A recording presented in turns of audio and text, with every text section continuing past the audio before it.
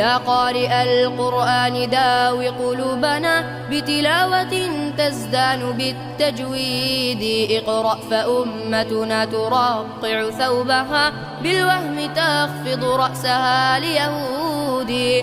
اقرأ لعل الله يوقظ غافلا من قومنا ويلين قلب عنيد.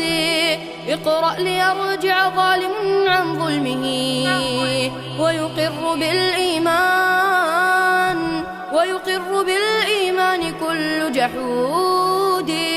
اقرأ ليسكت مطرب مترنح قتل الحياء على رنين العود. ذبحوا مشاعرنا بكل قصيدة مسكونة بخيال كل بليد. إبليس باركهم وسار أمامهم متباهيا بلوائه المعقود. اقرأ ليهدى قلب كل مروع من قومنا وفؤاد كل شريد. اقرأ ليسمع كل من في سمعه وقر من الأقصى إلى مدريد.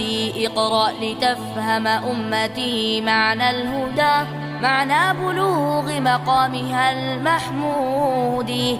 اقرأ ليخرج جيلنا الحر الذي يبني جوانب صرحنا المهدود بالدين بالقرآن لا بثقافة غربية أو مبدأ مردود.